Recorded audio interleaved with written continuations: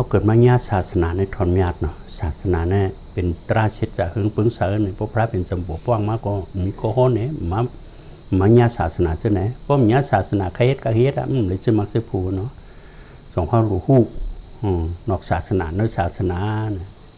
การนอกศาสนานั้นต่างหน้าก็หอมีศีลหน้าก็หอมีสมถะวิปัสสนาก็หอมีเนาะมันเป็นเส้นทางกรรมเส้นทางจักรอันนั้นเป็นนอกศาสนากรรมตากตาญาณเพราะเฮ็ดดีและดีเฮ็ดให้ไรห้าในเป็นเส้นทางกรรมเขาหาตายเกิดมากเลยก็ตายเกิดในเส้นทางกรรมอ่ะหวังจัดในก็กุศลกรรมเขาเลยมาเป็นผีเป็นโกนแห่หนึ่งเก็บหนึ่งกำมันไหนเป็นผีเป็นโกนนั่นมันหึงเฮ็ดเพราะในตายกันในโลภะโทสะโมหะเหตุการณ์เมื่อทุจริตหนึ่งก็ตกงลายเป็นตริสารปิตาอสุรเกณฑ์นั่นเป็นอกุศลกรรมเขาไปเส้นทางกรรมเลยหึงนั่นก็เลยไปจอมเส้นทางจานให้เป็นนอกศาสนาที่กันเนาะแต่มาการเป็นเต้โก้การเป็นเสื้อพันการเป็นที่ปึ้งการเป็นอมุยคู่ครองนั่นนะเขาไปมาจอมเส้นทางกรรมเขามาญาศาสนาเฮงปึ้งเสือเขาได้ไปจอมกรรมนิดนึงก็มันก็ตายเกิดนักกรรมเนี่ยพระเป็นเจ้าป้องมาแทงนำกายก็ย่อตายเกิดนักกรรมไม่มันย่อยปอกอ่ะจงว่ามือเขาญาตั้งเพศเส้นตั้งเนื้อศาสนาในเขาหลุดไปเขาฮัดทั้งผังมันนะเพราะเป็นเจ้ามาซื้อผูกเปลี่ยนนั่นนะหลุดเขาเนื้อตั้งหยานไปนั่นน่ะเนาะเพราะหูเขาก็ไปตั้งกรรมตั้งกรรมนั้นเป็นสมุดต่างไว้เป็นปิ้งยับในโลกะมันหมันไม่อยากให้พี่สีเน่นอันนี้ก็เขาหลุดหูเพราะเขาขวังเพราะไหนหังในเป็นเนาะเขาหลุดขวังไว้ตอนนั้นตอนตายเกิดเส้นตั้งกรรมเส้นตั้งจัดในโลกะนั่นแต่อยากให้พี่สีเน่มันหมันแม่อยากให้พี่สีเน่มันหมันแม่ถึงนิพพานเขาหลุดหูจนนั้นแต่ในวันนิพพานช้ำสารนั้นเป็นเส้นตั้งหยานนั้นมีเนื้อศาสนาเพราะศาสนาเชื่อใจสิป้าตรามหื้อเพิ่งเสกก็มีปัญเส้นตั้งหยานเนาะมันหมันแม่เตะเส้นตั้งหยานนั้นมันมีเก่ามีมามียิ่งมีใจอย่างมียุคนำคันธาโลนร่วนตุ่มอนิจจทุกขานัตตาทุกขาเสียใจเอาเส้นตั้งหยานเป็นเช่นนั้นโดยเส้นตั้งกรรมในมีเนาะมีเก่ามายิ่งใจมีโปมีเมมีผีสางสัตว์โกนหน่วยอย่าคือพิศีลนั่นน่ะเพราะพิศีลเพราะไหนก็มันเข้ากันนั่งหยานได้นับปิญญาโลกาสมุติเนี่ยก็เขาจะได้เจออันเขาอยู่ซ้อมกันตั้งวันในเขาก็เจอในสมุติในปิญญาเพื่อกล้วยกับว่าเพื่อนนั่นนั่งหยานเขาหลุดในความหูเขาถึงเป็นนั่งหยานแบบเขาอยู่กันแล้วก็ย่อการบ่นสอนเขาหลุดหูจักขณะหาป้าให้เป็นตุ่มอนิจจทุกขานาตายมันเจ็บเมียเห็นเมียเป็นทุกข์หลายทุกข์หลายอุปเปิงหลายเป็นทุกข์เสียจ่าลงในนั่งหยานเขาหลุดหูให้นั่นเนี่ยมันหลุดกว่าลาดพลังก็เขาหลุดเอาไว้ในอกในเสือเขาเต็มโทนไว้เสียตั้งหยานนั้นความหูนั้นคุณได้อยู่ในโลกาในสมุติในของก็เลยเจอในสมุติที่กันเนาะอันได้เจอในสมุติในโลกาในอย่าคือพิศีลเนี่ยมีเปียกเบิงอันนั้นน่ะ คือพวกหมออายคือพวกหมอกูในเลยไว้ปิ้งยาป่ะเนาะพวกมีตั้งกูตั้งอายพวกนี้มันได้หิริตัวหังก็ละเนาะก็นั่นแหละคือหมอกูหมออายในเลยไว้ปิ้งยาป่ะพวกเฮ็ดดีเลยดีเฮ็ดให้เลยให้นี่แหละเลยไว้ปิ้งยาป่ะเนาะพวกเฮ็ดดีก็เลยดีเฮ็ดให้ก็เลยให้นี่เลยไว้ปิ้งยาป่ะปุณณพระเป็นเจ้าปู่ป้องมาหนึ่งสู่แน่ด่านหน้าที่หนึ่งมีหนึ่งก้อนะคือพ่อหูเนี่ยเลยไว้ปิ้งยาป่ะเนาะปานพระเป็นเจ้าเนี่ยเป็นนางมาริกาเป็นที่หนึ่งการด่านหน้าก็เพื่อว่าป้องเสียจานะฮะโรคอวิชิ87 วันอันนั้นน่ะมีคุณของคำโกศรามั่งนั่นนะกูเลยพิษเมียนปีศาจนันเรียกรรมการมาการผูกเนี่ยเลยไว้ปิ้งยาป่ะเนาะเอาโปตายเอาเมตายเอายานตาตายควายเกิ้งสังขาเอาพระเป็นเจ้าเลือดออกเนี่ยเลยไว้ปิ้งยาป่ะรูปเห็นเมตตาปันกันในเลยไว้ปิ้งยาป่ะรูคู่ขึ้นจัดก่อนวันต่างกันปูนมาเช่นนั้นเลยไว้ปิ้งยาป่ะเนาะเพราะจันทราเขาถึงเขาก็คู่ไรนะเนาะเหมือนเรื่องศาสตร์ที่สระญาณนั่นเป็นทุบตราก็เป็นตั้งหันใดเนาะเป็นตั้งคู่ขึ้นก็มีนะอันเนี้ยแต่ได้คู่ขึ้นจัดก่อนวันหลังเช่นนั้นเลยไว้ปิ้งยาป่ะเขาพอคู่สักที่ชุงที่เต็มเลยไว้ปิ้งยาป่ะคือเพราะเขาเจอกันง่ายความเจอความสวยในโลกาโวหารล้านเลยไว้ปิ้งยาป่ะมีหลายเปิ้งอันเลยไว้ปิ้งยามน่ะปิ้งยามได้จ่องหมันแม่นถึงนิพพานมันหมันแม่นเอียงเนี่ยหมันแม่นเลยอยากให้พิศีลเนาะเพราะพิศีลจะให้กว่าอะไรนั่งหยาดกว่าอะไรก็เนาะสองวันนั้นสมุติเนี่ยปิ้งยามก็เขาจะเลยถือเนาะอยากให้พิศีลนะกุ้ยหนาแต่ได้ออกรอดแต่ฮอดนิพพานช้ำสาได้เป็นเส้นตั้งหยาดร่วนๆเนาะมีเส้นตั้งหยาดแต่ฮอดนิพพานเส้นตั้งอันอยากให้พิศีลนี่ก็จะเลยทิ้งกันไว้มันเป็น2 กรอนไว้เขาจะปิ้งยามได้ประมาทสมุติได้ประมาทานะแต่มี2 ตีไว้มันมีเปียกเปลืองกันเนาะตีไรไว้ปิ้งยาบน่ะคือหมออายคือหมอกูคือหมออายอริยสุรก้องคือหมอกูเป็นงาลายได้ไรไปปิ้งยาบพอให้ดีเลยเฮ็ดดีเ ฮ็ดดีเลยดีเฮ็ดให้เลยให้เนี่ยเลยไปปิ้งยาบเนี่ยสินังกามนั่นน่ะนะพระเป็นเจ้าปกป้องมานิสุเจ้าตานักคือคำและมีนึงก็คือโปหูเนี่ยเลยไปปิ้งยาบกูเลยเอาโปตายเมตายยันตายควายครึ่งสังขารแล้วพระเป็นเจ้าเลือดออกกูพิษเมียนปีศาจนันทริยากรรมมันวางเลยไปปิ้งยาปะลูกเพเมตตาปันกันเลยปิ้งยาปะเนาะลูกหู้ขึ้นจัดก่อนบ้านหลังกันปูนมาเจนเลยไปปิ้งยาปะลูกหู้จักที่ชุงที่เต็มนั่นแหละเลยไปปิ้งยาปะลูกคือพวกเขาจะกันง่ายความเจริญโลกะบ่หาล้านวางเลยไปปิ้งยาปะมีเปียกปึงแน่ปิ้งยาแต่คือพิชินน่ะกูนำมันแม้นถึงนิพพานเขาลูกหู้แต่ที่มันแม้ถึงนิพพานเนี่ยเขาถูกพูดนั่นเส้นตั้งหยาดน่ะเนาะก็มันเนาะเส้นตั้งหยาดนั่นเป็นยังยุคนามคันถาเป็นเส้นตั้งหยาดกำเหนียวน่ะเพราะห้ามหุ่นจักยุคนามเพราะในจ่องเขาได้กว่าไรมันกว่าไรตันตึ้งนึกกันเนาะจ่องว่าจะได้หุ่นจักยุคนามคันถาอายะตนาธาปฏิจจสมุปบาทไอจ้องไอโจเสจสีป้าเนี่ยน่ะเป็นเส้นตั้งหยาดมดๆอ่ะนะมันเชื่อมปู่เอาข้อปันตั้งวันในก็หึงเขามานั่งหยาดนั่นน่ะก็น่ะตอนแต่เส้นตั้งกามาเส้นตั้งกามาเขาหลุดต้องไว้อย่าคือพิสิทธิ์เนี่ยนะมันแม้ถึงนิพพานเนี่ยเขาหลุดต้องไว้แค่มั่งเพิ่งมาแต่เดี๋ยวพอถึงนิพพานเนี่ยเป็นเส้นตั้งหยาดเนี่ยเส้นตั้งหยาดในจอมหนังปู่ข้อในยุคในก็ลีน้ำลมไพ่นาป้อนนังนิยักตราหันก็สองหันกันโอนเกียนสองข้าวหันไม่กัดสองข้าวหันตรงนิ้มซับยายลีน้ำลมไพ่ป้องกันเป็นยุคเป็นตัวตูในข้าวหันกูโก้น้ำน่ะสองข้าวหันบุตรนาดิมดีปานกลางเขาก็หันสิงหาตรงเขามีสังขารเจอโสชนมีเงินเจอคู่หันกูก็นามสีอันก็หันกูก็ยุคมีอันดินน้ำลมไพ่ป้องอันเป็นอันนามเขามีสีอันเนาะเป็นตุ่มอนิจจทุกขะอนัตตาเป็นรูปเนห้อมจะห้าอนิจจามเจ็บไม่เป็นรูปเนทุกขะก็เป็นรูปแล้วมันก็ทุกขะหรอเนาะมันเจ็บไม่เป็นทุกขะแล้วอุปเปิงแล้วเป็นอนัตตาก็เป็นรูปไว้หรอแล้วว่าอนิจจก็เป็นรูปทุกขะก็เป็นรูปอนัตตาก็เป็นรูปดูยุคอสุภังในปลายปะอสุภะตัวเน่าให้แทงลูกก่อนเนาะมันเป็นทุกขะเสียจ่าในหยาดเขาได้เล็กกว่าจมล้วนๆใช่ไหมมันตัวเล็กลัดเล็กมั่วเมี่ยงก่อนเนาะเขามีเขาว่าเขาได้ยุคหนามเมื่อไหร่เต็มตาว่างก็รู้หูไหนนะรู้หูไว้ไหนในหยาดความหัวเพราะหูอันในจ่องเบามันมีเก่าอ่ะเนาะเขาหิมห้องว่าเก่ามันจะเก่าน่ะอันโซนเก่าเป็นของเจอในโลกาด่ะนะในสมุดในปิงหยาไปละตอนแต่นั่งหยาเนี่ยมันมีเก่าเต้แล้วมียุคแล้วบุยแต่น่ะสิ่งอย่างสังขารมีเห็นมีขนาดหาป้ายน่ะเป็นตุ่มอนิจจทุกขะอนัตตาทุกขะเสียจันเนี่ยเขาพุทธเสียจำหมูยักษ์จำยุกก็หันยุกอยู่ละเนาะจำหมูยักษ์จอมบุยตนาก็หันบุยตนาสามเมียวปิ่นปูดกันเป็นลูกผู้เมียวจำหมูยักษ์จอมเจอเนี่ยก็เจอยังไงเป็นมันก็เป็นลูกเนี่ยเป็นอย่างหันตัวทบจ่อเขาหันหันกุก้อนน่ะหลายว่าอันที่ปู่ข้อได้ก็คือเขาเจอในยุคหนำตัวเจอเนี่ยเขาหิมห้องว่าเก่ามันจะเก่ามันเป็นตัวทบได้เส้นดังอย่างนั้นหันตัวทบได้เนาะดินโอนเกียนก็หันโตทบน้ำซับยาก็หันโตทบไผ่ไม้กัดก็หันโตทบล้มตรงนิ่มก็หันโตทบบุตรนาลิมลีปานกลางก็หันโตทบบางมันบางปองลีไว้บางปองลีบางพอปานกลางสิ่งอย่างการต้องก็มีกูอันก็มีขนาดห้าป้าบางปอกต้องลีมันน้ำต้องเป็นมันจะของเก่านั่นน่ะน้ำอุปเปิงเลยของสังขารจะโสชนคือสหปองก็มีกูอันก็มีขนาดห้าป้าจะหูก็มีกูอันจะหูก็มีกูก็เนาะจะหันก็มีจะยินก็มีจะหูอายจะหูเอียศาสจะหูตุนโตชิงหางหลีจ้าจะวุ่นจำหลีเจนจ้าจะโลภะใครจะโตชาจะลำใจกำจะได้ข้อขมจะโมหะตึงตันจะอาโลภะใครดุใครต้านจะอาโตชาใครวิเมตตาปัญญาชัดก้นถ้วยจะเข้าถ้วยจะออกอันนี้เจอแต่แก้งตรามี13ก็ไอ้ว่าเชียงเจอในมีปากปลายเศร้าเอสตีเก๋มี80ปลายเก่าอ่ะ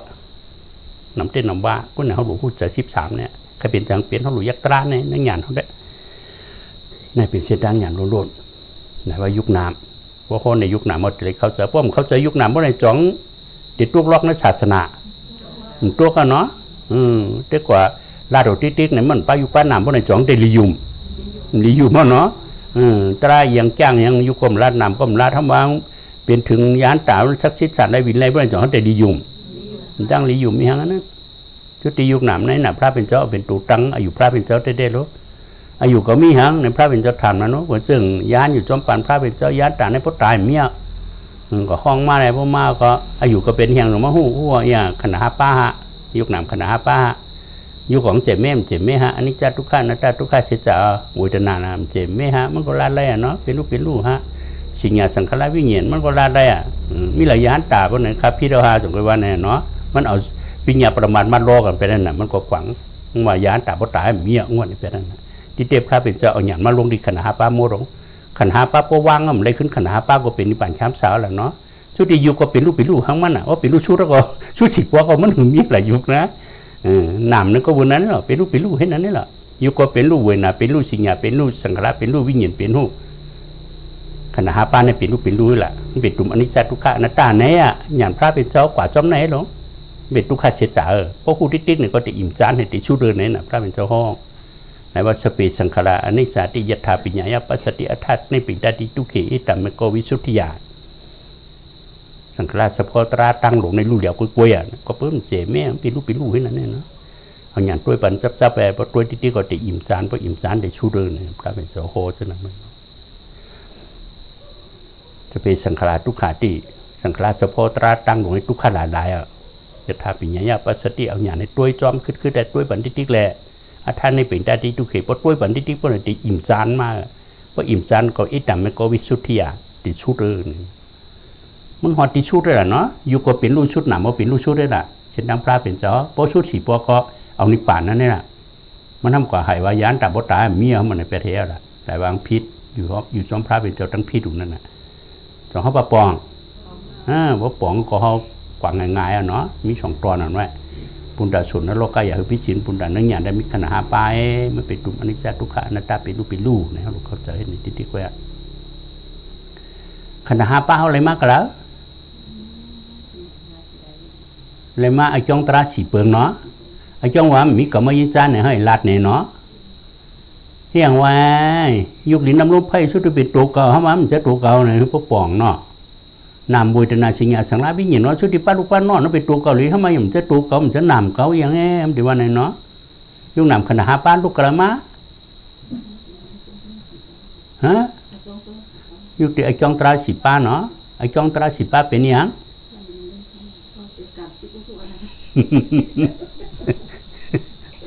ปีกามันเนาะกูฉกกามไม่มาแรง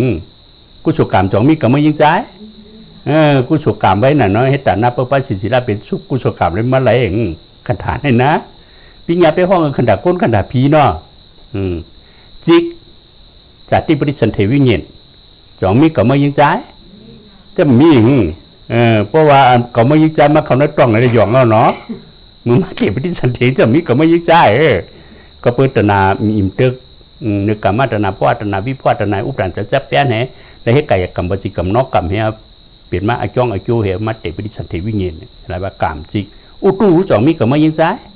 เป็นถาดไผ่ไว้ถาดไผ่ฮูมบันเท้าคือเขาใหญ่เกิดออกมาน่ะนะอาหารล่ารู้จ่องมีก็ไม่ยิ่งใจ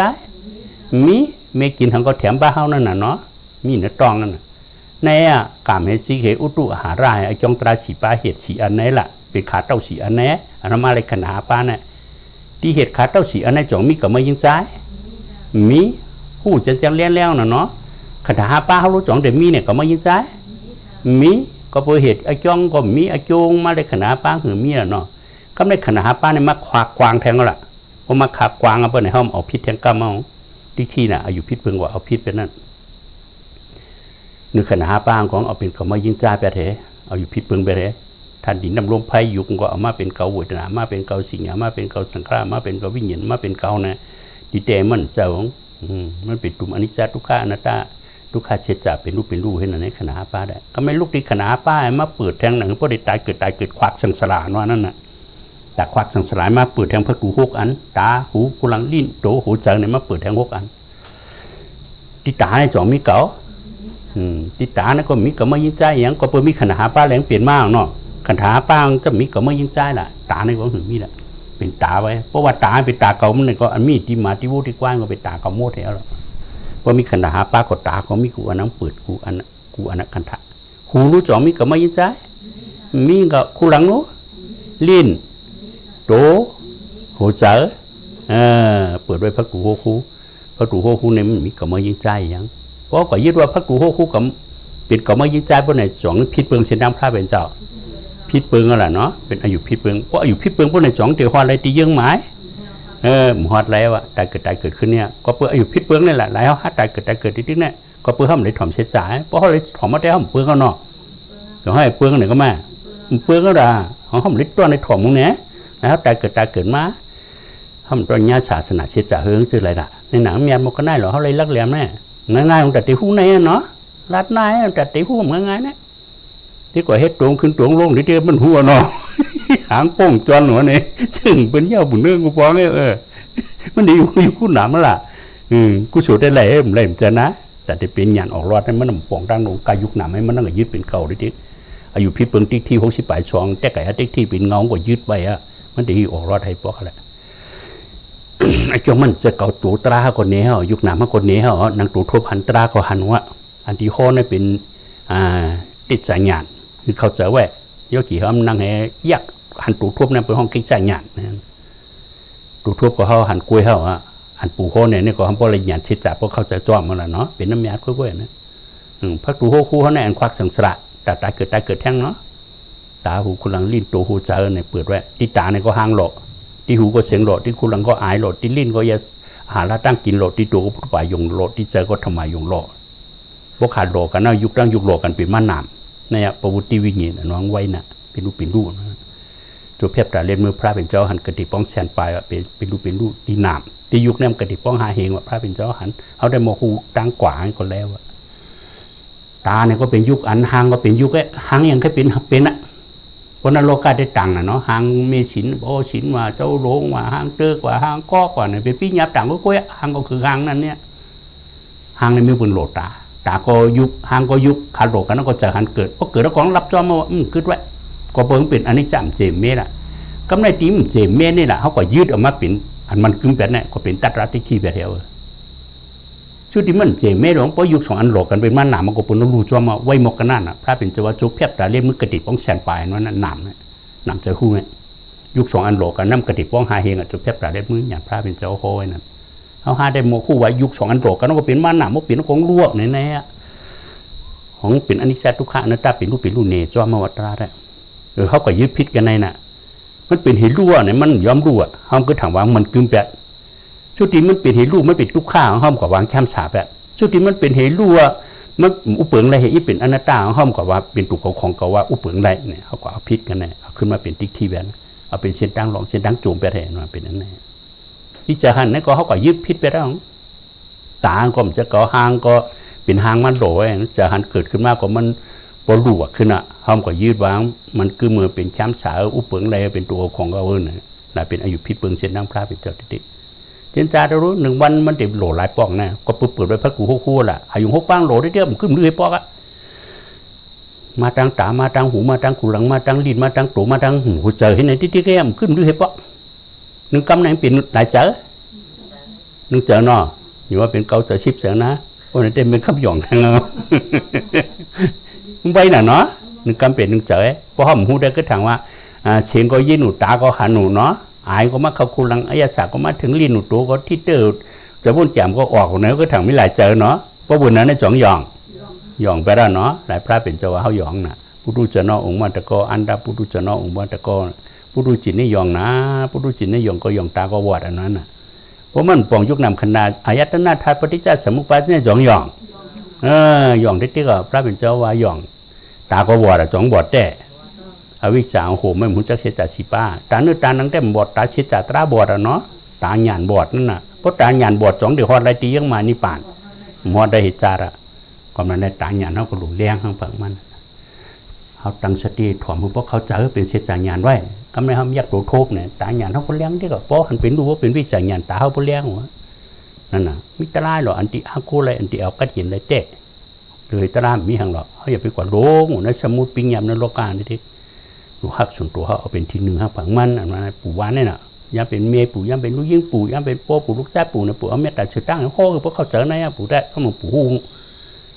ว่าลุงน้องตะเป๊กเขาเจอให้จ้างทบตราเนี่ยปู่เขาฉาทูจ้อมาจุ่มได้จุ่มว่าเขาจ่อยศาสนาโฮมกันเกี่ยวเห็นได้มีหังนั้นนะลงกัดเย็นหน่อยนะเกี่ยวเนื้อตราเนี่ยมันจะเกี่ยวซ้ำขี้ดีเช้าเมียเลยนี่ก็มีหังเขาตายเกิดมาชุ่มละลายมันก็เมียให้ปอกเป็นเจ้าเป็นคุมเป็นชัดเทก็ชุ่มทั้งนั้นเนี่ยรถติยาเงินก็130 ล้านเอาตายเป็นมาชุ่มแต่ชุ่มมาเขาก็เปลี่ยนมาหลายจากหนาแบบนี้นะ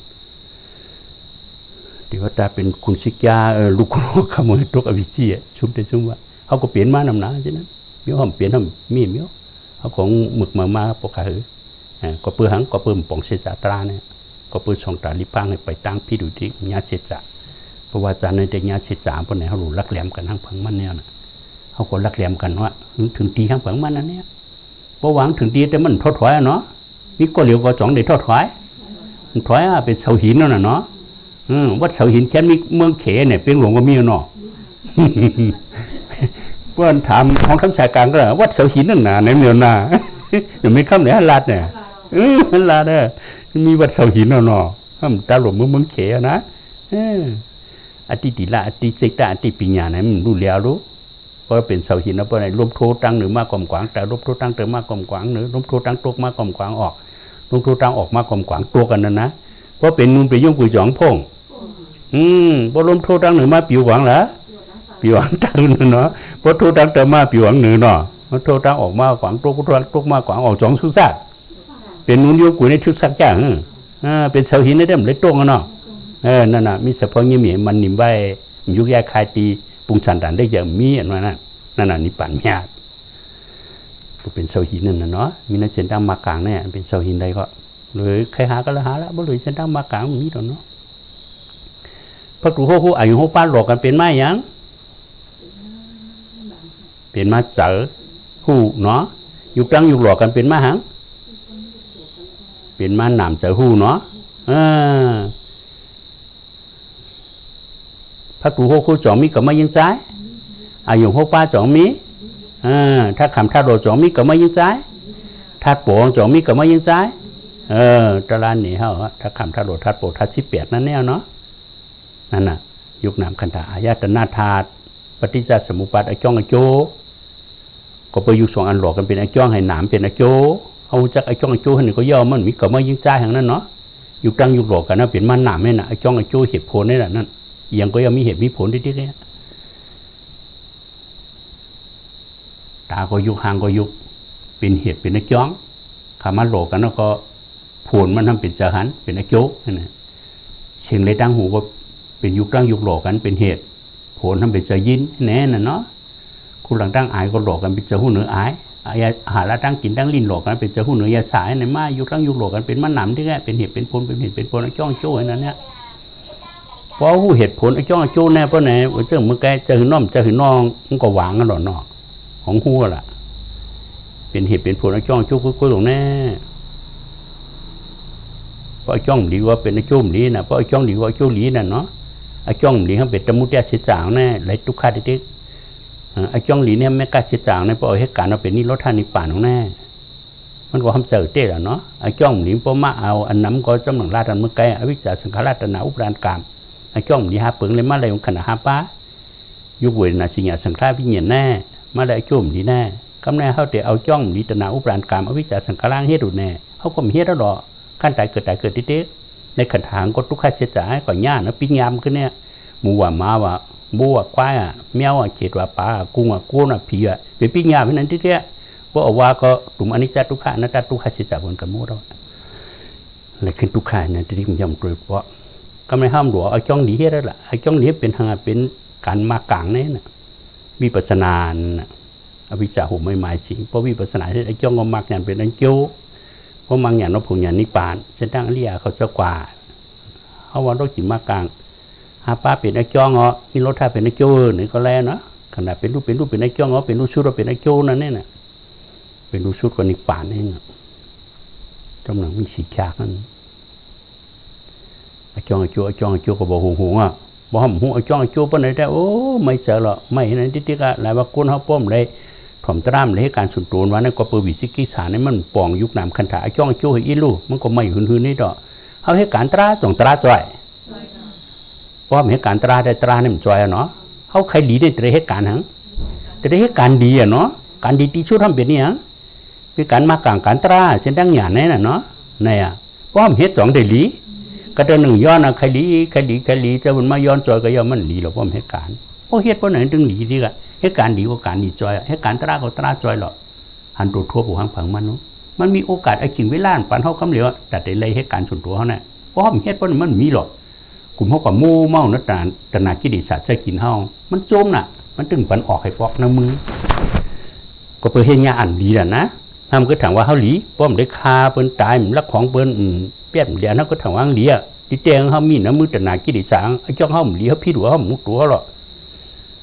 มีเนี่ยโลภะโทสะโมหะตั้งวันไปเพิ่มลูกขุกไม้เขาหมุตัวเขาตั้งเขาบางเจ้าที่กัดที่เย็นมีอยู่ห้อมหามศึกษาปองศาสนาว่านี่เป็นโฮมเงาอันกัดอันเย็นน้องดูเลยดื้อดูเลยหาเส้นตั้งเพลงออกกันในห้องห้อมได้ก่ออยู่เติมมือโลภะโทสะโมหะห้าในว่าแก่เอาอุปเป็นเต้เป็นวาเนาะมิติโลภะตนาจะกินเขาห้อมหุตัวเขามิติโตซากินนี้ติ๊กติ๊งเขาไม่วืนห้องให้น้ำตาไม่เล็กไม่ใหญ่ตุกที่เขาหุตัวเขามิติตึงตันอุเสตาสีป้ากอมป่องยุคน้ำกอมป่องตีหือรักแหลมได้ตีหือย่านกัดยินโหมพระตราสังขายนาเก็บเนี่ยจะตั้งสามได้เห็นน่ะหนามาหมกก็น่าหรอเขาตายเกิดมาเนี่ยจันนี่จงเขาได้เปลี่ยนแทงอ่ะเปลี่ยนเอาเนาะรักแหลมเอาจันได้นะเขาเนื้อเส้นตั้งหยาเนาะเนี่ยญาศาสนามานี่ทอดแม่น่ะเนาะเป็นโฮมกัดโฮมเย็นลงเต้ๆแล้วเนาะนะว่าอ่อนกันรีโฮมศาสนาเสกรรมนั่นน่ะกาหมัญญาโฮมศาสนาพวกนั้นก็ตายเกิดติดๆเนี่ยเป็นคนเป็นผีหนึ่งเจ็ดหนึ่งจารันนะอีเด้กว่าขึ้นวันของเมืองหลังเนี่ยพระเป็นเจ้าว่าตรงอะไรเป็นตรีฉันปิกะสุเกนั่นที่แกมันย่อมตัวป๊อกพอเอาอันพระเป็นเจ้าห้อยมาสัจจะเข้าพวกไหนนอนป้อมหัดรับเอาพวกกูกว่าแต่เกิดมาในพระเป็นเจ้ามาเอาน้ำเห็นนี่ไม่ถึงไม่ใช่เนี่ยน้ำกลางกาว่าพระเป็นเจ้าอนิปานเพราะว่าน้ำกลางกาเขาหันไก่น่ะน้ำคุยห้องดังออกนั่นก็มีกาเหือมหัวไม่ถึงไม่ใช่มกกันหน้าน่ะเขาหลีกูแก่หรอเนี่ยเพราะเขาอยู่พระเป็นเจ้าห้อยเขาทำเป็นสืบตายเกิดกว่าเด็กๆสุดที่มันยาตั้งเพลก็ง่ายมันหุ่นเหตุตัวก็เห็นไรฮะนะเขาหลุดป้าจีน่ะสถานเต็มต้นตั้งใจให้ถ่อมที่เขาจะเขาก็ถามเขาก็ยากหูเขาก็ถ่อมตราหยานเขาก็ทำยักตราแค่นั้นก็มีฮะอันทำมาให้การซ้อมกันนี่ก็ทำยามเป็นโปเป็นเมลูยี่ลูกชายกันเนี่ยยามขี่เฮือลำเดียวกันมาจัดก่อนยามจ้มกันออกรถที่ไหนจัดนี่ก็มายากันแทงไหนมันกัดเย็นเห็นไหมมีอ่อนกันไปเนาะเส้นดังหยานแค่ไม่แน่อันแค่ไม่เส้นดังหยานนี่ก็มันมีฮะศาสนามาอันกัดเย็นนี่ก็มันมีว่าเมื่อเขาเป๊ะเสร็จก็กัดเย็นนั่นแหละก็เปิดเขายึดพิษแต่เขากัดเย็นเนี่ยเขาเอาเลือดเอาไม้หรอกเขามายืดถัดดีขณะป้ายุคน้ำตร่างมาเป็นเก่ามายืดที่พักกูหูตาหูหลังลิ้นตัวหมูเสียงมาเป็นของเก่าไว้มายืดจะหันจะยินจะหูอายจะหูเอชาจะหูตัวขี้หาหนีจ้าจะวุ่นแจ่มจีเจ้างมาเป็นเก่าเฮมายืดพิษแปดอันนี้จำเจเมียงคือถังมันคือแหมทุกข้าขันจะสร้างเล่วางแคมฉายอันนั้นตั้มอุปึงอะไรคือถังว่าอุปึงอะไรเป็นตัวของเก่าเฮตัวน้องคือถังว่าหนีแคมเลยเจ้าเล่าเฮมาเอาพิษเห็นมายืดดูเห็นนี่ป้อมปองจุกนำคันธาอายตนาธาปฏิจจสมุปบาทช่องจุบเลยถ่อมเสียจ่าเพราะนั้นก็หันเสียตั้งออกใครแก้แล้วปองเลยอีละมันเป็นนักศาสนาโดนป้อมเกี่ยวศาสนาก็มันจังหิปองว่าแก้เขาแก้ให้หนึ่งส่วนแก้ในโลกาเนี่ยแก้ในเสียตั้งกามเนี่ยเสียตั้งกามเสียตั้งจานนั่นเนี่ยเสียตั้งจานว่าเป็นช้างเนี่ยช้างยาวๆกับพระเป็นเจ้ากุศลแท้ที่แค่หนาว่าก็เป็นช้างมาทั้ง80,000กำเพา60,000กำเพาทุกพระเป็นเจ้าปกป้องมากกว่ามีญานะชาของเย้าน่ะลงมาเป็นผีเป็นก้นขึ้นในจานหาไปกว่าเป๋ก็เหลือเพราะเห็นมือของกว่าเป๋ขึ้นทางเนี่ยย่ำตัวปอกตอนเส้นตั้งหยานทอมยันหมกน่ายเอาอ่อนกันเฮ็ดตรงนี้เอาอันตัวทุบพังผังมันแต่แห้งเผยแห้งมันเขาปป่องอ่ะเมื่อเขาถอดมาเขาป่องอันนี้ก็เป็นแห้งแต่เขาติ๊กๆนะเรียกศาสตร์กัจจีนนะหลายว่าลิหุมศาสนาแด่ลิหุมศาสนาแด่ปานพระเป็นเจ้าก็มีสัตเทสองก็ผมมีเนาะนั่นถ้ามีมาลูกยิงกองพอลูกยิงเกิดแล้วก็เอาอุตสาหพิเศษในร้อยหล่อลงกว่าเนี่ยชุ่มไม่ได้เนาะพอตีลูกยิงไงเยอะมาอาศัก15-16อะไรย้อนเห็นเรื่องปูริมเงยขึ้นว่าเนี่ยเป็นสัตเทเอาผ่านไปแล้วเนาะนั่นน่ะเส้นทางกามสองมันกึ้งอากุศลดำขึ้นเพราะไหนเป็นสัตเทเอาผ่านไปเลยดูลูกยิงอะไรหาย้อนเห็นเรื่องขึ้นปูเมนว่านั่นในป่านพระเป็นเจ้านั่นที่เมือง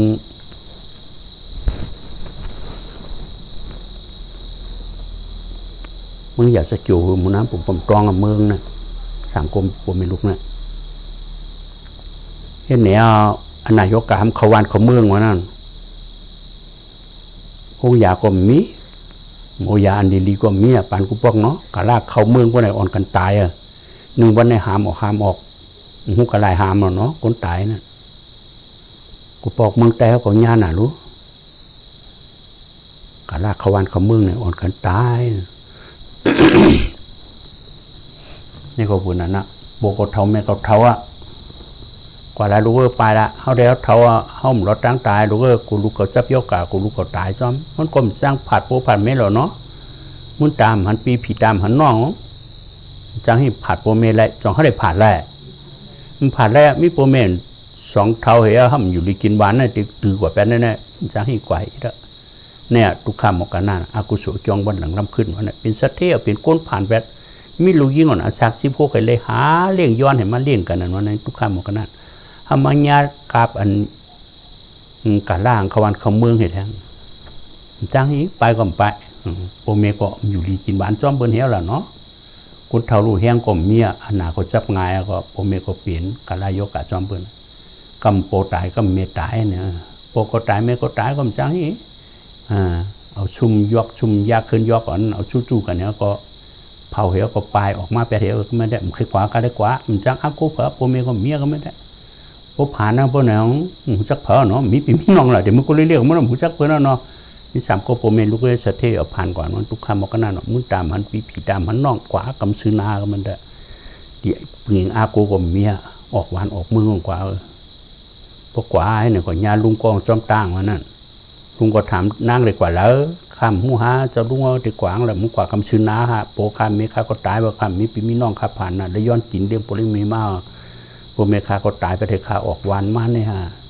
นั่งกว่าที่ไม่สูงหน้าเนี่ยก็นั้นก็เดียนี่หนักด้วยเนี่ยเนาะพอขวดติดตั้งเพกันนั้นนั่งก็เรียกกว่าเงี้ยกว่าตั้งไส้หน้าเงี้ยกดปุ้ยกว่าแล้วไม่สูงนะนั่งก็รัดกว่าจุกันนานๆเนี่ยจ้วมาหาจะลุงเฮาเนี่ยมันก็ป่นจะลุงกว่าเงี้ยก็กว่าเงี้ยตั้งเพมันกว่าตั้งไส้มุงกว่าก็หันไม่สูงแต่เนาะมันก็รัดกว่าจุกันนั้นพอฮอดกันนั้นเป็นเพชรคุณนี่เป็นจ้องยานั่งยิ่งเขาอยู่อ่ะคุณก็อ่อนกันชุ่มซ้อมเย้าให้บุญวิเจ้าก็หิมกันยกกุ๊กแงกอ่อนกันเจ็บเขาพักอันเลือยอ่อนกันกินเขากินหังนั่นน่ะเขากว่ามาให้ในอ่อนนั้นโตเขาโตพักนั่นน่ะเนาะกำไรมันนางก็ชุกให้มือด้วยเปิ้นหอมยำห่อลงมือปืนน้องกำไรมีไอ้คนนี่นางเจ้าออกมาก็มามุงด้วยเหอะไปแปลกกันนางนั้นไม้หิมมาเอาตั้งกินจอมเปิ้นอันนั้นเนี่ยคนรัดมาจูงเนาะเขาก็มถอดปั่นเปิ้นอะไว้ในสปีนเนี่ยมาจูเฮียงนางเนี่ยโปเมฆาตายด้วยว่าอย่าลาดเนาะมาอย่าพุ่มลาดนะกินข้าวบ่ได้กินข้าวมาเนี่ยก็เอาเขาพักในสปีนนั่นปะนางกินเนี่ยพอกินอิ่มแล้วก็จ่องนางไข่นุ่งโคมเยอะเฮานั่นเนี่ยไข่นุ่งเนี่ยก็เหลือเนาะทุกข้ามมองนั่นจบพอเป็นเฮาจ่องไข่นุ่งก็เหลือเนาะมีปีมีน้องโปเมก็ตายไปแล้วนะที่ปึงอิงอากูมีอันนี้เลยกินข้าวเนื้อหวานอันซักพี่คุณนิยานางยิงเฮาเนี่ยโอ้ได้เกี่ยวพมกานะไข่นุ่งเนี่ยก็เหลือเพราะนั้นก็พอแทงวันมาก็เอานุ่งปันนั่นน่ะนุ่งปันพี่คุณนุ่งปันเฮียยานนางยิงไปแล้วพอเฮียยานนางยิงมาก็แทงบ้านก็มาถามเป็นหือนั่งลาดดูแลนั่งทุกข้าในวนหือวนหายเนี่ยมันก็ลาดเนี่ยเนาะเมื่อกูปอกได้ปมเมก็เป็นสัตเทงฮะเพราะข้าเกิดมาอากุศลจ้องวันหลังดำมาหมู่เพราะข้าเกิดแล้วก็ผ่านลงหาว่าถมปมเมใครแน่เนี่ยเนาะตัวอาสาขา15-16เขาก็ขึ้นก็เลยขายติวที่เศร้าก็เมียการทั้งก็โมเฮ็ดนะปมเมก็เท่าอย่างค่าฮอตตีเลยกว่าย้อนบนเห็นมาเลี้ยงปมเมเขาให้เนี่ยอันไหนยกกะขวันเขาเมืองเป็นกะล่าอ่อนกันตายปมเมฆาเขาตายจ้อมเปิ้นในคาได้ไปมาญาจะรุ่งให้จี้เนี่ยมาตีเมียเขาเลยคาได้มาชูชื่อไหนเนี่ยมันก็ลาดเนี่ยลงตั้งทุกข้างนั่นน่ะเพราะว่ามันนางนั่นจ่องทุกข้าจ่องเขายำทุกข้าบนนั้นเขากดทุกข้าเนาะจ่องให้ลีอิ่มลีจานรู้จ่องอากูอะไรเงินคำจะนั่นเป็นสัตเทเอาผ่านอะไรเนาะว่าอากูสูดล้ำขึ้นในผ่านอะไรเนาะจ่องมันขึ้นแต่มันขึ้นไม่อิดอะอุตส่าห์พิเศษกิ่วเสียงเงินคำของมันขึ้นหังหรอกจ่องจะของเขาแต่มันจะของเขาแต่เนาะเขาหลุดเปรตการส่วนตัวเขาเนี่ยเป็นของเขาแต่เนี่ยเขาหลุดหู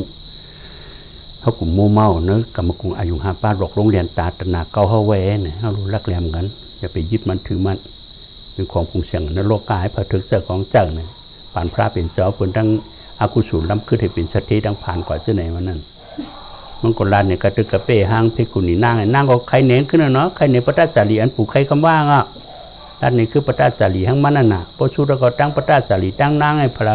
ทุกข้าหล่ะเนี่ยพระราชจารีทุกข้าหรือข้าวมันก็เรียกว่าเนี่ยเนาะพระราชจารีเนี่ยรู้ คุณผู้ก็งูซักลูกก็เรียกก็หุ่งเอาลูกก็อย่าก็ร้องน้ำโปเมเงินตึกเปียวเปียงน้องก็ตายคนเจ้ก็ตายนั่นในทุกข้ากระดาษพอตีเสื้อผ้าป้อมจับคู่อย่างว้าน่ะเนาะพระเป็นเจ้าถามลูกเขาที่หางหาเพื่อนเนาะเลยชัดจีนเนาะลูกยิ่งก็หางเนี่ยหาเพื่อนเนาะมันก็คุกจะแลเพื่อนเอาพามาโหบน่ะก่อนนั่งให้ถ่อมตรานั่นลูกก็หาเพื่อนเนาะหาลูกค้าก็เยอะหาลูกค้าก็เรียกเอาเนี่ยเนาะลูกค้าก็อย่าร้องน้ำมาหยงคังเจ้าในลูกค้าก็เรียกคุ้งกามาหยงปล่อยเจ้าในเนี่ยตั้งหาเพื่อนตั้งหาเฮาเนี่ยอันดังง่ายลูกยิ่งหาเฮาเนี่ยง่ายอ่ะเนี่ยว่าสองง่ายหาเฮาเนี่ยเขาตีหาเพื่อนเนี่ยหาเฮาเพราะหาเพื่อนในหยองเหมือนพระเจ้าสาลีเนาะมันก็หาตั้งน้องหาลูกก็อย่าก็เรียกให้ที่การหยองจนเขาขย่องทางเพราะมันขย่องเขาหลุดหาตู่เขาเนาะพระเป็นเจ้าก็จะหาตู่นั่นแหละในยุคนั้นหนามขึ้นนั่นเนาะพระเป็นเจ้าก็อายุขนาดหาป้าโฮปันมันเป็นตุ่มอนิจจทุกขาอนัตตาอยู่ก็เจเมก็เป็นรูปทุกขาเจตาบุตรนาสิงห์สังขารวิญญาณนามเช่นนั้นก็เป็นอนิจจทุกขาอนัตตาเป็นรูปทุกขาเจตาหลายด้วยปันที่กันนั่งเพราะอิ่มเพราะจานในหึงเพราะสู้ได้นะมันนางถ่อมให้หน่อยนี่ก็มันเพราะทุกขาเต็มตัวละเนาะมันเอาเป็นรูชุดจอมปอกนั่นนะเพราะเป็นรูชุดแล้วก็นุ่งเพชรคุณนี่เป็นยานนางเยี่ยงก็10อย่างตราแทงก็เป็นถึงยานตากว่าแต่ว่าปานพระเป็นเจ้าในจีหลังเนาะได้เอกตักสินสีลางเจ้าหรือปืนมาเนี่ยทำมาเป็นสลาทั้งนั้นตั้งปตาจารีตั้งนั่งให้พระทุกข่ายพระเนี่ยปตาจารีทุกข่าหรือข่าปตาจารีก็เป็นเมแนวนี่ครับเรียนเนาะเป็นตัวปตาจารีก็โหแบบนั้นนั่นน่ะตะเปนั่นตันตาเทลีวะนั่นชื่อเขาลังน่ะปานพระเป็นเจ้าสงฆ์กษัตริย์ตะเปเนี่ยนะปตาจารีตันตาเทลีเนี่ยอันนั้นนะลือโฮมศาสนาแดนเพราะนั้นมันเขาเฮ็ดผู้ทวนหอมมาเนี่ยศาสนาเขากัดยินมองหน้าเนาะหุ่นเจิงตันตาเทลีในป้อมกว่าญาเมเพชรคุณเหนียวนั้นศาสนาพระเป็นเจ้าพวกไหนโอ้ดีกว่าทุกข้าทั้งโมกาเฮนั้นบุญส่วนรู้เนี่ยเขามาญาศาสนาว่าในกบวนตั้งตันตาเทลีกว่าญาเพชรคุณอีกจ้องนั่นหรอเขาญาจ้องเอาที่กินอยู่ตีกินดีตีอยู่ดีตีกัดตีเย็นห้อมได้ขึ้นไปกว่าพวกไหนจ้องเขาเงอตันตาเทลีก็จะมากำเกี่ยวกับใครนุ่งวนหุ่นจ้องนั่นกว่าทั้งพวกไหนจ้องเด็กทุกข้าดีกว่าญาพี่ยันสูอันตรายติโมกาเหือนั่นทุกข้ามกนั่นเนาะเนี่ยโฮมเงาศาสนาบ้านในกัดเย็นเขาเนี่ยก็เอาตันดาทิลิงแตกข้างเผืองมันน่ะแต่มัญญาศาสนาและมัญญาเพคุณีเมยาห้านเขาเป็นจอยเขามกนั่นเนี่ยเขาเนี่ยก็บุญตั้งพระเป็นเจ้าเขามียันตัดจำยาเขาเก็บมาจัดสมาเขาเอาเขาเนี่ยเป็นโฮมศาสนาก็ได้เย็นเต้นนี่น่ะนี่เปลี่ยนที่พึ่งของเขาก็เป็นการจ้องของสินได้จ่องมีโฮมกัดศาสนาวุ่นชนลึกๆรู้โฮมกัดโฮมเย็นอันมันมีนักศาสนาเนาะนอกศาสนาสองมีนักศาสนาพระเป็นเจ้าในละมันถึงหันศาสนาตัดได้หรอเนี่ยป้ากันหรือโฮมศาสนาเนี่ยเพราะหรือโฮมศาสนาแต่ก็จินงานอ่ะเขาลักแหลมนั่งหยานะแต่ก็จินงานอ่ะหมอป่วยหมอว่างอ่ะคันถาเขายึดมันถือมันหิมะเก่าๆมันน้ำจะเก่าเต้นนะเขาก็เป๊ะเสียกว่านั้นนะเขาอยากตราเนี่ยก็ตัวทั่วบัวยุคตัวดินน้ำลมไผ่คนเหนียวตัวทั่วที่ยุคอ่อนแก่นก็มันมีเก่ามันคนเหนียวตัวทั่วบัวที่ถัดไผ่ไม่กั้นก็มีเก่าที่ล้มตรงนิ่มก็มีเก่าที่น้ำซับยายก็มีเก่านะที่เวทนาดิมดิปานกลางก็มันมีเก่าที่สิ่งการต้องก็มีเก่าที่สังขารจะโสดส้นขึ้นสาหาปองก็มีเก่าที่วิญญาณจะหุ่งก็มีเก่าขณะหาป้าเขาให้การประกันมันให้เป็นรูจอมกันเนี่ยมันเป็นตุ่มอนิจจทุกขาอนัตตาอสุภะทุกขเจตานะตารามยาได้ห้องหาเขาเหนียวกุตาเสียเนาะเขาพึกการเนี่ยก็ปุณณะตุ้ยกุตาเสปุณณะคือปอฮัดคือปอยุยเมียใหญ่ว่างเป็ดขันถาตุ่มอนิจจทุกขาอนัตตาอสุภะทุกขเจตาตัววิปากาบัวตรงนี้พอวางแล้วก็ตารางตราส่งปันเขาเช่นตั้งอริยาเขาจะเนี่ยผ่ามือตัวปลินเมืองเปิงเป็นเปิงเช่นตั้งมากลางถึงเปิงนิปั่นช้ำสารวางเขาหลุดจุ่มเทียมอกเทียมเจอเปิงมันเนี่ยก็มันได้ตรงว่าลิโกนาเราเนาะเช่นตั้งกามันได้ลิโกตายเกิดย่อมตัวเพราะหาที่ช้ำสามมีอิดตรงนั้นตนาหลอกลวงให้เกี่ยวกับมนนึงเก็บนึงกำลูกค้ามือเรียนในชั้นลิโกนะตนาคิดดีสารหลอกลวงให้เก่าขาเมื่อขาเก่าขอติโปเมคาลูกล้างคาโปเมพวกนั้นพี่น้องคากันผูขาไม่คาผูปานคูปอกในเปิ้นตนาเรียนในชั้นทูนกว่าที่กันนะก็เพิ่งขึ้นกลับขึ้นปานก็การขึ้นกลับขึ้นปานนั้นก็มีแต่อันเรื่องศิลาสมทิปัญญาก็ห่างไกลมากที่กันเขาถึกญาในห้องก็ญาเขาถึกอยู่ห้องก็อยู่มะ ห้ามตัวไก่ตัววานห้อยก็หัวกูมีเป็น4-5,000อันเจอเสียดังมากลางเสียดังในศาสนาเจ็ดอันมันเจ้าไหนมีกาเฮเนี่ยหมดใส่ตัวอย่างฝั่งมันหมดใส่ไก่ใส่ตัวเนื้อขึ้นลูกล่างด่านดินผมเป็นพี่น้องสุดมิวซึ่งคือเขาอันไปปองเสียจาตรามีนำพวกกาเฮทอมก็ทอมหมูห้ามไปเจอกันก็ตั้งมีนำพวกมกาเฮมาพวกส่วนด้วยทุกมันจะง่ายๆหรอเนาะอันไหนเขามีเจอไว้ห้องก็เจอตัวไหนอันเขาเจอในก็มันกัดจินสุนัตตาห้องก็เจอแหลกแต่แห้งไผ่แห้งมันเขาก็ขันอ่ะต้องกัดจินตรานเนี่ยนะเขาหลุดสืบเพี้ยวป่าวิตาปากิจาเฮ็ดกว่าที่ๆนะเฮ็ดกว่าที่ๆมันก็วันในวันมันก็ขึ้นชั้นขึ้นสูงมาที่ๆหรอกมันก็ตักแหลมจอมตรักกัดจินจอมตรักที่กะยังเขาเฮ็ดมันไปยังจัดกัดกว่าที่ๆกะงออยู่จอมตรักมันก็กัดกว่าที่ๆกะเหตุการณ์ทางก็แลนนั่นนะเนาะการสอนการน้องคนซึ่งเขาหาอุตสาหพิเศษในโลกาโลกีเนี่ยมันขึ้นหรือประเทศก็มีที่กันเนาะอันนั้นแต่บางพวกพวกนี้อากุศลมาตั้งแต่ผ่านได้อยู่นะอันนั้นแต่ตัวเป็นชื่อมักชื่อผู้ที่เดือดตึงมีอันถอยชื่อมักชื่อผู้ในเขาหันเป็นรูปไว้กรรมมันก็พระก่อนเนี่ยพระเป็นเจ้าชอดอยู่ได้อันนั้นน่ะมันแก่มอกกันนั่นน่ะอันเขาอ่อนกันเฮ็ดเนี่ยเป็นเสียดังแต่ที่ออกรถนั้นสังสารบุตรคาโดนอะไรนะเรียกว่าเขาห้าเป็นรุ่มชุดนี่ละแต่สองจานในห้องขวาละเปะก็เลยเจ๊จิมเปียเจ๊จิมก้นฮะก่อนยากขึ้นศาสนาแทงคุกจะไล่เฮ็ดแทงไหนเขาก็ไล่เนื้อศาสนาในหลอมรถมันของมันเลยพอเฮ็ดเตะเขาไล่เตะนะจัดเนี่ยพอหันเป็นดูเขาเฮ็ดเตะเขาไล่เตะกุกโกนะพระเป็นเจ้าเขาโคไว้มันที่มีตีเปิงตีพิษทางเนาะพอหันเป็นรูไว้ปองติดตายมั่มลงลืมเหตุหวังปนไหนตั้งชุดทั้ง3ปอกเป็นถึงย่านตาเอานิป่านได้จัดให้นอนเป็นรุ่มชุดให้ปอกก็ลงลืมเหตุโมการไว้เต็มทนมือติดตายมาเอาเต็มทีนี่ก็ชุด3ปอกเอานิป่านมึงสร้างเป็นอนาคามันเพราะเพื่อการไว้ที่เขาขโมยลงลืมมาหรอกอย่าวางติดลงติดลืมมาเก็บโมหรือเก่ามาที่เมื่อเขาติดทุบตร้านว่ามันตั้งหูตัวหรอเนาะเพราะเขาหูคนเป็นโรคพาดหนังก็เฮ่ไปได้ทั้งแต่ว่าเมื่อเขาทุบตร้านก็มันหูเมื่อหูก็มันทุบเลยนะเบิ่นว่าเว้ยท่านนั่นเนาะอ่อนๆนะลงตร้านเนี่ยนะอันเขานั่งจะได้เป่าไว้จะไปแค่จ้าเอาซื้อไว้ที่กันนะเอาอ่อนนั่นบังเนี่ยคือพวกเขาเจอน้ำถ่อมน้ำเขาเจอน้ำอ๋อพวกเขางักในคำได้ในหลงแน่เหมือนถ้าเขาไปตั้งน่ะเอากันในมีลูกกันในมีเหล่ากันในหลุดตึงกันในกว่าสาก็อะไรเขาก็คู่เชียงมดนะตัวเขาหรอกเขาหันตัวทั่วว่าสองหัวนั้นพวกกันในเขาตึงไรในเขาก็ตึงนั่นน่ะนะมันก็หันตัวทั่วพังฝังมันอ่ะมันปุ่นเลยที่หลงยังมันปุ่นเลยเขาที่ทุกข้าชุดปุ่นเนาะเป็นลูกชุดนั่นน่ะมันก็มีติชุดที่หลงเขาก็ถามว่ามันชุดอะเขายึดมาเป็นเก่าขึ้นนี่แหละอันขามเลยนั่นว่าไม่หนาเก่าไม่หนาพวกกัดหนากัดหนาพวกเจ็บหนาเก่าเจ็บหนาในติ๊กที่ตัวหูพิษนั่นน่ะกว่าเอามากขึ้นเป็นเก่าเลยอ่ะแต่ว่าเขาบ่มขามอะไรพวกหยาดเขานำเขาเจอแต่เพียงโค้งเห็นหรอกหิมว่าเก่ามันจะเก่าก็ปืนเก่าเนี่ยมั้งตายเกิดออกมาในทุกข้าบ้องหังถึงตายแล้วเก่าในหรือว่าไหนนะพวกกำตายอริยามจังให้เกิดหรือว่าไหนถึงตายนะโกดในละหรือว่าไหนนะเก่านั่นน่ะอันเอาเขาตายเกิดกว่าตัวงอะไรเป็นตริฉันปิกษาอสุรเกตที่ย่อมตูไปปองอ่ะ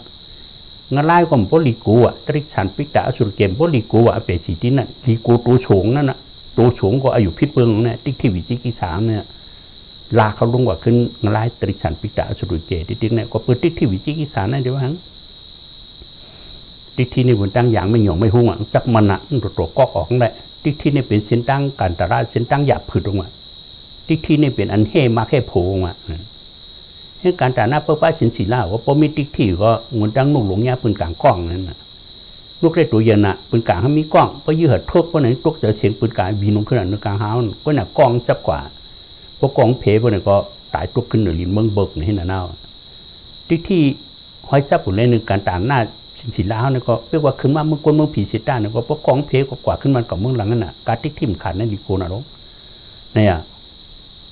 ให้ไม่หูก็อย่าพุ่มบวชว่ะหอกปักโอ้ก็อย่าพุ่มถอดว่ะคือเอาไปติ๊กที่ตั้งนั่นน่ะเป็นเปรียบเทียบไปหมกกันนั่นเนาะให้ไม่หูก็หมกตายจานเนี่ยหอกปักโอ้ก็หมกตายจานเนี่ยติ๊กที่พวกมันขาดวันนี้ตายเกิดด้วยติ๊กย่อมรวยปอกอะตายย่อมไปเขาลากเขาก่อนตุกอะไรเป็นตริฉันปิตาสุรเกศด้วยก่อนดีอิมดิจานพวกมันก็อายุพิษเพิ่งอายุติ๊กที่นั่นเนี่ยอายุติ๊กที่อายุพิษเพิ่งในห้องก็ยึดกันแล้วก็ยึดที่เก่าอ่ะที่ขนาดป้ายุคนำดูเจอห้องนั่นน่ะก็ยึดมาเป็นเก่านั่นพิษเป็นนั่น เพราะเขายึดบนในโบหงหงละเขาถอมในเพราะเขาเจอบนในเป็นวิปัสสนาแห้งเยอะวะเขามาจ้างตราเต็มมันแต่ได้ขาดได้หรอกเก่านั่นพงขาดเพราะในได้ใครมือเพราะใครก็ไม่เลยเมื่อวะก็ใครมือเหลยขึ้นไล่ก็ไม่เนี่ยมันเลยเมื่อวะนะพงขาดแล้วแหละที่วิจิกิจขาดแล้วแหละนั่นน่ะโจมไปขาดในเขาหลุดคัดเจอชุนตัวเขาถึงเดียพอมเฮ็ดมันเพราะอะไรหรออายุพิษเปิงงพังมาตั้งสังสารรุ่มๆเนี่ยเอามาป่องเสียจ่าเอามาป่องเส้นตังยุคนำคันธาเส้นตังในศาสนาจัดในเขาหันตังออกเนี่ยดิจุ่มเชื่อเหตุบังถึงที่ห้างผังมันหรอประวัติที่วิจิกิจขาดแล้วแต่ใครมือก็เลยเมื่องลายก็เลยตกตริจันเลยเป็นปิกดำเลยเป็นอสุรกายเลยเป็นก็เกิดญาโปลิเมลีอยู่ช้ำชาแต่ตีหึงเจ็ดจัดก็เขาจามชนมหาคำแค่ไม่ได้มีทั้งการอายุพิษเปลืองเขาเนี่ยมันไปขาดเพราะในทุกข้าดิที่เหตุอย่างมากพอพิษไอ้จ้องจะพิษถูกความหุกพระเป็นเจ้าว่าหยงก็หยงตาก็บวชในมันก็เปิดตาหยางหูอิดอ่ะไอ้จ้องจะก็พิษถูกความหุกอายุพิษเปลืองความหุกประสานคัดสมาธิที่ลิเมียลงตั้งหูให้พิษให้ผลกายกรรมก็พิษวจีกรรมก็พิษมโนกรรมก็พิษการอยู่การเช่าการเจอการชอยก็พิษป้ากันพิษโปโกติกที่เมโกติกที่หูโกติกที่เมโกติกที่ลูกร่างก็ติกที่พี่น้องส่วนโยจะคือติกที่ไตก็ติกที่สระก็ติกที่อายุพิษเปิงออกมาตั้งศึกษาลุ่มรู้ก็ห้ามมาญาสระสัมมาอันพระเมียพระเป็นเจ้าในห้องหูหล่อเจ้ามาเขาเป็นอายุพิษเปิงออกมาแต่เกิดออกมาหลีมึงคนมึงผินเก็บนึงก็มึงถังหวนกับมึงหลังอะไรตริจันปิตาสุรเจมึงก็เพื่ออายุพิษเปิงเนี่ยจ้องดีอิ่มดีจานดีอิ่มดีจานพระโมกะเหรอพอมาใช้เตะอิดอ่อนนี่นะไม่ยึดขันหาป้ามาเป็นเก่าอิดอ่อนนะจงเขาป้าเข้าใจกันขันหาป้ามันจะเก่าเหี้ยหิมองว่าเก่ามันจะเก่าเพราะเอาหยาดแยกก็หันตัวทั่วหัวเก่ามีกระนั่นก็ยิบออกมาเนาะมันมีเหตุดีเนาะเพราะยิบด้วยป้อมองค์ก็เขียนเป็นธาตุดินเหี้ยป้อมไม่ก็การทำธาตุไผ่ป้อมตรงคนหนิมธาตุโรมเหี้ยธาตุน้ำหอมเอาจับเอายาเหี้ยก็ยิบด้วยจำเนี้ยเก่าเหตุดีห้ามก็ว่าเก่าเขายิบด้วยตีบุตรหนังมีริมลีปานกลางเหี้ยดีนั่นใจก็เก่ามีอันที่ริมลีปานกลางสิ่งอย่างการต้องนั้นก็จะมีเก่ามันเป็นเฉพาะการต้องไว้นั่นเองสังขารจะโฉชนคือสหาปองก็นาการของมันในโฉชนคือสหาปองนั่นที่แกมันมีเก่าของนั้นก็อันใจหู้ก็มันมีเก่าก็ห้องก็ยึดออกมาเป็นเก่านั่นน่ะแต่ว่าเขาพิษแบบพอมีเก่าก็เหตุการณ์แต่หน้าเพื่อป้าสินศิลาก็ขวาขึ้นนิดก็งลายตริสันปิตาสุรเจก็ปืนหุ่นจึงโลกเนี่ยเป็นกลางกล้องนั่นน่ะกล้องติ๊กทีวิจิกิสามขาดขึ้นมาเมืองผีเมืองกวนเนี่ยก็ขึ้นโรงกว่าขึ้นวันกับเมืองหลังอ่ะพี่ก็เป็นชังเนี่ยก็บ้องป้าติ๊กที่กว่ามันก็ลงมาขึ้นติ๊กแค่หรอกพระเป็นเจ้าว่าชุ่มๆนั่นเทวิลาอารยะอุตกายเซจินั่นฉันเลยบินเลยหูจักตั้งนานป่วนมา40กัมพาตั้งหลังป่วนมา40กัมพาหูตั้งนาน40กัมพาจะเปลี่ยนทางเฮาหูลำดินบินบนได้ตีอยู่เขาเมืองผีกำน้ำพระเป็นเจ้าว่าชุ่มๆก็เปิงติ๊กที่หำขาดนั่นน่ะจำมาเขาเลยถ่อมเสียจากตราเพราะเนี่ยลูกไข่ตีเขาเป็นย่านตาเราเขาใช่ไหมเนี่ยน่ะเขาทั้งยามโดยเขาล่ะเขาในมังยาศาสนาเขาในมังยาศาสนาเดี๋ยววิลาในพวกใครของมังยาพระรองเขาคุณว่าคำสุขโทษนาหอบมาคือพุงตะโคอยากพระรองเขาเอามาไว้พระรองเขาไว้ของเดียนกอดจุกหนูหูมันน่ะตัวปีนตัวมือโขนมานั่นพวกโขยาวไฮมานั่นยังจะห้ามโขพวกโขจะเอาไฮอันเขาโขในเขาจ้วมน่ะเขาย่าพระเป็นเจ้าอันเก่าใครเนี่ยก็ตายตั้งไปด้วยกำทัญญามันหู้เผียมอกหน้านั่นเองนะที่วิไลเช่นเนี่ยรู้ก็ปื้มเลยช้างมาล่ะเชื่อจ่าสีป้ามหู้หลงแก้วมอกหน้านั่นก็ปื้มเลยถ่อมตราพระเป็นเจ้าตายเป็นตั้งในว่าชุ่มในพระเป็นเจ้าอะไรยะอุตกานั้นโลกกิจจาในสอนพระเป็นเจ้าหรอกก้องตายตั้งไป7 วันก้องตายตั้งไปวันก็มีไว้ทนายหนาเนี่ยจ้ามาเขาเลยถ่อมเชื่อจ่าลูกไข่ตีเขาเป็นย่านตาหรอเขาจะเนี่ยเจอเขาพวกจนฉางมอกหน้าเนาะนี่แก้วมอกหน้าอันทำมังยาในเนี่ยประมุกาเลยจงเขาดีจะเรียกจงเขาดีหยุ่มแต้เพราะหยุ่มเต้ก็การงานนั่นน่ะเขายึดพิษอิดอ่อนเนี่ยเนาะยึดพิษเด็ดตูดเจอน่ะมาเป็นเก่าไงจงให้ยึดทางอันรันในโลกาได้รันเป็นทางเนาะของเก่าของเมื่อปอเก่าเมียเก่าพี่คุณผีคุณจังคุณก้นบ้าละอันเจอในโลกาเปียงนะเขาอย่าไปว่ามันได้เจออย่าไปว่าเนาะอย่าทางพี่แป๊อันเจอในสมุทรเนี่ยปิ้งยำเจอที่เหมือนกับวุ้นเหลียวนั่นแหละกุ้ยหนังนั่งหยาดเขาคือมีขนาดหาป้ายน่ะอันนู้นอันเดียวอย่างมีขนาดป้าตุ่มอนิจจทุกขาอนัตตาอสุภะทุกขาเสียใจเนี่ยนั่งหยาดห้อง แต่ว่าอยู่จบเป็นรูปอันนี้จะเป็นรูปทุกข้าเป็นรูปอนัตตาเป็นรูปอสุภะทุกข้าเจตานะเป็นรูปนั่นนะในความใจเป็นรูปในองค์เข้มนะอันบอกว่านั้นเพราะมันผ่าเป็นรูปก็กันงานนั่นอย่างเราอย่างกำก็เป็นรูปยินก็เป็นรูปหันก็เป็นรูปนอนก็เป็นรูปรับก็เป็นรูปถึงมากก็เป็นรูปกินก็เป็นรูปสักคนร้อยเลี้ยงอาบน้ำอาบนองเป็นรูปให้เขาให้พักเป็นรูปค้าขายเป็นรูปกับจอมรถจอมกาขับรถขับกาเป็นรูปมีเป็นรูปกุฏิตีกันงานสองกัดเตะฮะผมลืมเดิมกัดนอผมลืมเด็กกัดเตะเนาะเดี๋ยวให้ลืมนอเพื่อการไว้ถึงตีน่ะเพื่อการไว้ถึงตีเพลหันรองกัดยินนำกลัดเนี่ยกันนี่หนอเนาะปู่ก็โหดดิปู่ก็ขึ้นเหรอปู่ก็ยินเหรอกำพองรักเสือรักแมบเนาะกำพองหันลาหันรักเสือรักแมบมึงนะเนี่ยเขาเกี่ยวจอมตราเกี่ยวปมกันได้แต่ว่าสินตั้งการไม่ดีโก้ตายเกิดมาเนี่ยอากุศลล้ำขึ้นว่าไหนมันไม่ดีเป็นกันคือก็ยังเนาะทุกข้าลายมีสเตกองนั่นเงินมี400 ล้านหน่อย40 กระเตียแล้วก็เอาเป็นฐานมีเป็ดครึ่งกันวะนั่นน่ะรู้อากุศลล้ำขึ้นเนี่ยเงินข้ามงก็เป็นฐานมีเป็ดให้สองปากล้านนั่นน่ะ400 ล้านน่ะ40 กระเตียเนาะแต่ครึ่งเนี่ยเอาเป็นฐานมีเป็ดโมดออกมานะมันก็นั่งเงาเนี่ยอากุศลล้ำขึ้นเวลาไหนขึ้นป่านพระเป็นเจ้าก็นี่ก็สเตย์ยังเป็นฐานมีเป็ดนี่ก็กึดครึ่งเนี่ย400 ล้านนั่นขึ้นคำนั่นแต่ครึ่งได้เป็นฐานมีเป็ดอ่ะมันก็นั่งเงาอันนั้นได้โกงก็มาเลยสะเท่งกันมาเลยกันเฮี้ยงเป็นเงาเจ้านะขวายหาได้เจ้าว่า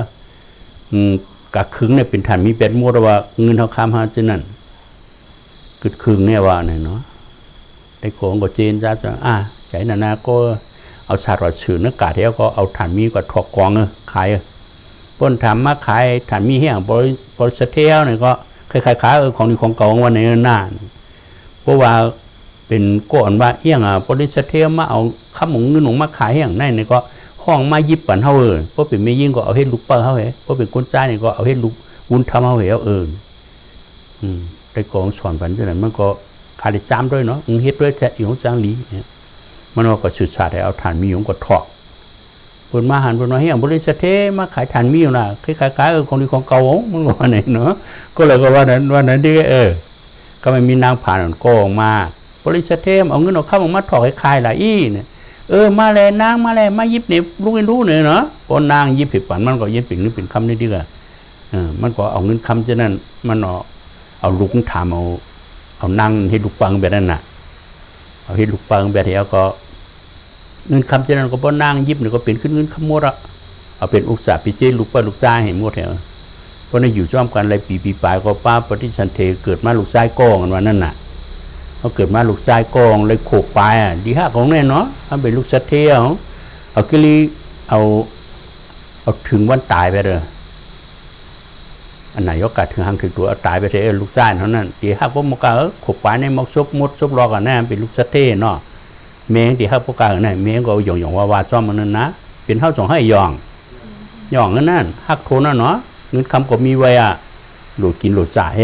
มีมาลูกจ้างกองดีฮักพวกมกาโขกปลายนั่นแหละ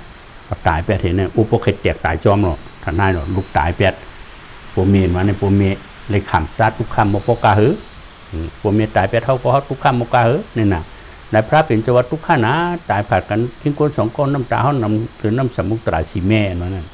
ก็เริ่มย่างเป็นปัวเป็นเมลูกยิ่งไล่ลูกยิ่งลูกใจกันเป็นปัวเป็นเมียกันมีเนี่ยพระเป็นเจ้าโฮไว้นั่นนี่น่ะทุกคำมกันได้เนาะเอามาวนสอนด้วยรู้เนื้อจัดในอันลูกเขาตายไปเท่าผัวตายไปเท่าเมียตายไปเท่าปัวเมียตายไปเท่า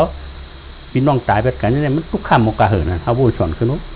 กำเนิดเขาเปลี่ยนมาในมันจะจัดในกูจัดอันพูดมาเขาหมูขึ้นน่ะนายพระเป็นเจ้าแตกไว้เป็น2 ก้อยน้ำตาลน้ำเมน้ำสมุกตราสีแม่นั่นน่ะมันทุกข้ามมกนั่นตายผัดกันน่ะนางกอมจางให้หยองว่าขอบตั้งลูกก่อนแหกว่าเนาะหันเผาก็ยางลูกค้านู้ลูกค้าตายหันเผาก็ยางลูกค้านู้ลูกค้าตายเนี่ยหันเผาก็เอายื้อให้นั่นหอบลูกตายอย่างหักหนาร้องcái này dư quả dư ở hành phải có ọc bánh đi hư dạ bánh đúng hướng anh đi chứ đúng trái hư dạ bánhขึ้นnày đi chứ ở dòng qua cái thế này nó bốc quả hoa thì bộ lung con này nhàn lẹtมีพระเป็นเจ้าอย่าไรนี่ว่ะนัดนี้ที่5เนี่ยเตี้ยนะมันก็ขอบลุงกับชุพระเป็นเจ้า พระมุขพระเป็นเจ้าอย่าเลยนะฮะดูขัดตายเนี่ยเลยก็หามาพันประกาศได้มันก็โอ้เบียงห้าเนี่ยลูกก็จะมาหาเนาะก็แม่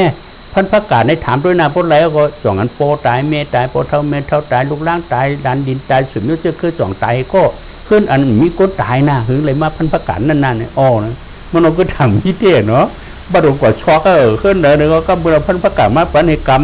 มาถามมีก้นตายที่น่ะก็โปเท่าตายเมเท่าตายผูตายเมตายโปตายเมตายลูกตายหลานตายเนี่ยมีเพื่อนนี่นะย้อนกันแล้วก็แล้วขึ้นเฮือนลงเฮือนขึ้นลงเฮือนเลยตั้งเฮือนหลายแล้วน่ะพันประกาศนั้นรถคนตายเนี่ยเพราะไหนมันก็คู่เลยสั่งวิกาขึ้นโอ้พอเกิดมาก็มิทำมิเปลี่ยนมิตายพอเกิดมาก็มิตายลงแน่มันก้มดูก่อยลงแน่ปืนก็ตายทั้งวันทั้งมึงแน่ก็เขามาหยงมาว่าเนี่ยมันก็กำลุงปืนเข้าเราไปดังนั้นน่ะกำปืนเข้าเราอย่างก็มาถอดตราพระเปลี่ยนเจ้าก็เลยไอ้เจ้าตราก่อนนะกีตาร์ก็จะมีว่าจึงนะเนี่ยตายผัดกันในทุกข้ามมกันได้ห้อมเด็กใครตายที่นี่เนี่ยมีเสียงดังออกหลอดเนี่ยก็เย็นเต้เนาะห้อมหลุดหยองเอาวะพระเป็นเจ้าจอยยาปะนั่นน่ะจะหามาพันประกาศอันรถก้นตายเนี่ยมันมีเหตุดีด่ะมันก็เลยสั่งไว้ใกล้ปืนก็ตายทั้งวันทั้งมึงดูเขาก็วนแหนเหรอเนี่ยกับปืนไปแล้วก็มุจุพระเป็นเจ้าขึ้นมีหลายไรมาเนี่ยเจอประกาศพันประกาศเนี่ยมันไรหาพระโจทย์พระเจ้มันมีหาพระเป็นเจ้าปืนก็ตายหลงก้มลูกค้าเนี่ยมันก็หู้ไปแล้วเนาะพระเป็นเจ้าคอยโค่นเนี่ยยุคนำคณะปะอันนี้จะทุกขานัตตาทุกขาเสียจากที่ในเขาเจอก็มานั่งก็ทุบตรากวางกับลูกจึงว่ากีตาก็จะมีได้มุ้งละผลมาหนาวหนอที่เลยหัวปันตราเนี่ยก็ถึงเป็นอินเป็นแห้งสวยโยกิเมสีนเอาเขาสรุปเขาคือเลยฮัทฐานในการชุนตัวเขาเลยหันขนาดเป็นรูปชุดในปานพูดมาสึกนาตายเลยปิกพระกูเป๋ไว้เลยอะไรก็เย็นๆเนื้อศาสนาพุทธคำสอนสมหนมุมมองต้องตากันนะฮะเตรียมชนกลางจะเพิ่มมันกูโก้สีคำโดยจ้าพร้อมกันเพเมตตาเนาะอันเฮาคาเลยเหตุการณ์ตาหน้าในเดสังเลยฮับขามสินศีลาในเดสังเลยเหตุการณ์ตราสมถาวิปัสสนาในเดสังเลยถ่อมตรา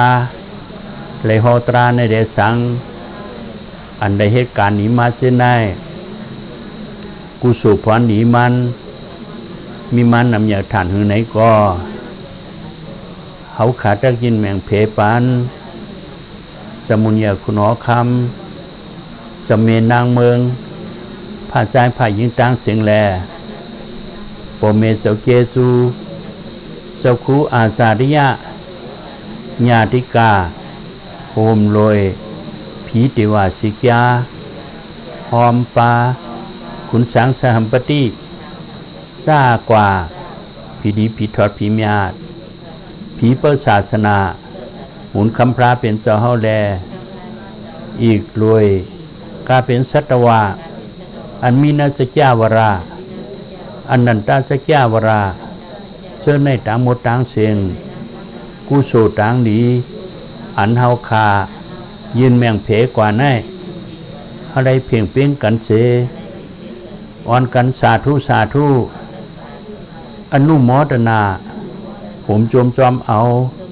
ห้างเผอห้างมันเสกรรมลอยตาสาธุสาธุสาธุสัพเพสัตตาอเวลาหุนตุสัพเพสัตตาอภยาภาษาหุนตุสัพเพสัตตาอนิกาหุนตุสัพเพสัตตาสุขีอดานังปริหารันตุ